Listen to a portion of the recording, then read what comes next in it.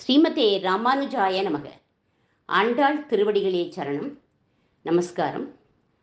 மாலே மணிவண்ணா பாசுரத்தை முதல்ல இன்று அனுபவிப்போம். மாலே மணிவண்ணா,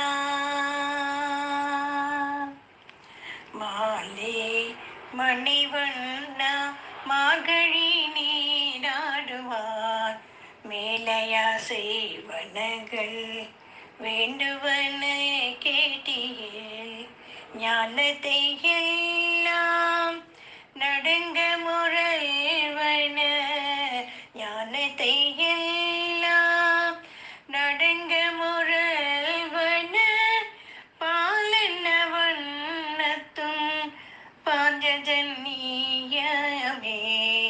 போல்வன சங்கங்கள் பொய்பாடுடையனவே சால பெரும் பறையே பல்லாண்டிசை பாரே கோல விளக்கே கொடிய விதானமே ஆனிலையா அருளேலோரெம்பாவார் மாலே மணிவண்ணா.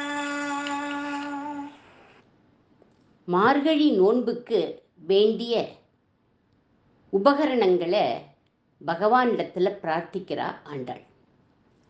கண்ணா, உன்னோட திருக்கையில் ஞாலத்தையெல்லாம் நடுங்க வைக்கும் பால் போன்ற நிறமுடைய பாஞ்சஜன்யம் இருக்கு இல்லையா, அது மாதிரி எங்கள் எல்லாருக்கும் வேணும். நாங்கள்லாம் அந்த சங்குகளை ஊதிண்டு பாவைக்களம் போகணும் அப்படின்னு சொன்னான். அது முதல் உபகரணம். குருட்சேத்திர யுத்த களத்தில் கண்ணன் பாஞ்சஜன்யத்தை எடுத்து ஊதினான். அந்த ஒலியை கேட்ட துரியோதனாதிகள் பயந்து நடுங்கிட்டார். ஏன்னா தோல்வி நிச்சயங்கிற மாதிரி இருந்துதான். ஆனால் ருக்மிணியை கல்யாணம் பண்ணிக்க அவளை தூக்கிண்டு வரணும். அவள் கவலைப்பட்டா. அப்போ சங்கநாதம் பண்ணான். அதை கேட்டு கண்ணன் வந்துட்டான்னு அவள் சந்தோஷப்பட்டா அப்படின்னு போன வாரம் பார்த்தோம். அதே மாதிரி பிரபு ராமர் எழுப்பிய நான் ஒலி, அதை கேட்டு சீதா பிராட்டி சந்தோஷப்பட்டாளாம். ராவண யுத்தம் நடந்துருக்கு. ஒரு நாள் ராத்திரி ஒரு ராட்சசன் மாய ராமனை உருவாக்கி அதோட கழுத்தை வெட்டி ரத்தம் சொட்ட சொட்ட சீதா பிராட்டி கிட்ட காண்பிச்சு ராமனை நாங்கள் கொன்னுட்டோம் அப்படின்னு பயமுறுத்தினான். அதை பார்த்துட்டு சீதை கலங்கரா, பயப்படுறா, அழறா. மனுஷ ரூபத்தில் ராமர் வந்தாலும் தெய்வத்தன்மையை ராமர் காண்பிக்கிறார். சீதை கலங்கிறது அவருக்கு தெரிஞ்சுடுத்து.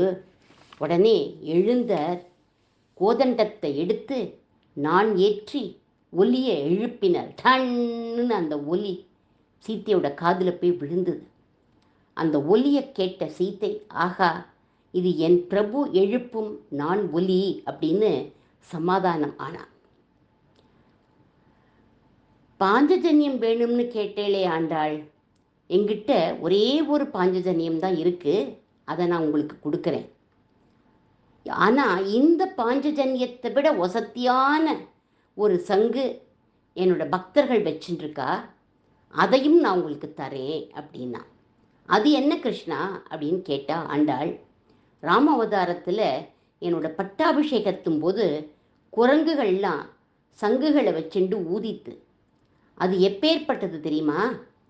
சங்கசப்த பிராணதைச்ச துந்துபீனாம்ச்ச நிஸ்வனைஹி பிரயயௌ புருஷௌ வியாக்ரஸ்தாம் புரிம் ஹர்ன்யமாலினீம். அந்த சங்கத்தை ஊதின உடனே அயோத்தியா நகரியே அதிர்ந்து போயிட்டான் சந்தோஷத்தினால. எங்கள் ராகவன் ஜெயத்தோடு திரும்பி வந்துட்டார்னு குரங்குகள் முழங்கித்து. அந்த சங்குகளை நான் உங்களுக்கு தரேன் அப்படின்னு சொன்னார் பிரபு ராமர். அதுக்கப்புறம் இன்னொரு சங்கை கொடுத்தார். அது என்னன்னா, புல்லரையன் கோவிலில் உள்ள வெள்ளை விழிச்சங்கு. 6வது பாட்டில் இருக்கு இல்லையா, அதையும் கொடுத்துட்டார். இன்னொரு சங்கு ஆனிரை இனம் மீள குறித்த சங்கு அப்படின்னு பசுக்களை அழைக்கிறதுக்காக ஒரு சங்கு வாசிப்பார். அதை கொடுத்தான் பகவான். இப்படி இவ்வளவு சங்குகளை கொடுத்துட்டான். அடுத்த உபகரணம் கேட்குறா. சால பெரும் பறையே அப்படின்னா, மிக பெரிய பறையை தட்டின்னு நாங்கள் போகணும். அதை நாங்கள் வாசித்தா அந்த சப்தத்தை கேட்டு தூங்குறவெல்லாம் எழுந்துக்கணும், எல்லோரையும் எழுப்பி விட்டுடணும் அப்படின்னு சொன்னா, பகவான் சொல்கிறான், நல்ல வேளை, ஒரே ஒரு பறை தான் கேட்குறேன், எங்கிட்ட 3 பறை இருக்கு, தரேன் அப்படின்னா. நான் திருவிக்ரம அவதாரம் எடுக்கிற போது ஜாம்பவான் ஒரு பெரிய பறையை இடுப்பில் கட்டிண்டு 21 முறை பிரதட்சணம் பண்ணி திருவிக்ரமன் வளர்ற அழக எல்லாரும் சேவிங்கோன்னு பறையை தட்டி தட்டி சொன்னார். அதை தரேன். இன்னொரு பறை பிருந்தாவனத்தில் நான் குறவை கூத்து ஆடுவேன். அப்போது நிறைய குடங்களை தலையில் இடுப்பிலெல்லாம் வச்சுட்டு ஒரு பறையை இடுப்பில் கட்டிண்டு ஆடுவேன். அதையும் தரேன். 3வது பறை, ராவணனை நான் வீழ்த்தின உடனே தேவலோகம் வரை கேட்குற மாதிரி ஒரு பேரிகிய கொட்டித்துகள் அந்த குரங்குகள்லாம். எங்கள் ராமருக்கு ஜெயம், எங்கள் ராமருக்கு ஜெயம்னு கத்திண்டு அந்த பேரிகியை கொட்டித்து அந்த பறையையும் தரேன் அப்படின்னு சொன்னான். உடனே ஆண்டாள் சொல்கிறா, நான் கேட்டது சால பெரும்பறை அப்படின்னு சொன்னா. சால பெரும்பறை வேணுமா? சரி, நான் கோபிகைகளோட ராசலீலை ஆடுற போது ஒரு பறை இருக்கு, வச்சுட்டு இருந்தேன், அதுதான் சால பெரும்பறை, அதையும் நான் உங்களுக்கு கொடுத்துடுறேன் அப்படின்னு சொல்லி கொடுத்துட்டோம். அடுத்த உபகரணம் சொல்கிறா, பல்லாண்டு இசைப்பாரே. எங்கள் கோஷ்டிக்கு முன்னாடி பல்லாண்டு பாடுறவா பாடிண்டு போகணும். பாடுறவான்னு சொல்ல, இசைப்பாரே அப்படிங்கிறா. ஏன்? ஆண்டாளோட தமிழ் பிரயோகமே ரொம்ப அழகு. சொல்கிற வார்த்தை நம்ம மனசு ரெண்டும் இசைந்து போகணும். அதனால இசைப்பாரே அப்படின்னு போட்டிருக்கா. சில பேர் உபன்யாசம் பண்ணுவா, ஏதோ பண்ணணுமே, சீக்கிரம் முடிக்கணுமே அப்படின்னு நினச்சிண்டு மனசு அதில் ஒன்றாமல் பக்தியே இல்லாமல் ஏதோ ஒப்பிச்சிட்டு போகிற மாதிரி போவா. அந்த மாதிரி இல்லை. இது மனசும் அந்த வார்த்தைகளும் இசையணும் அப்படிங்கிறார்.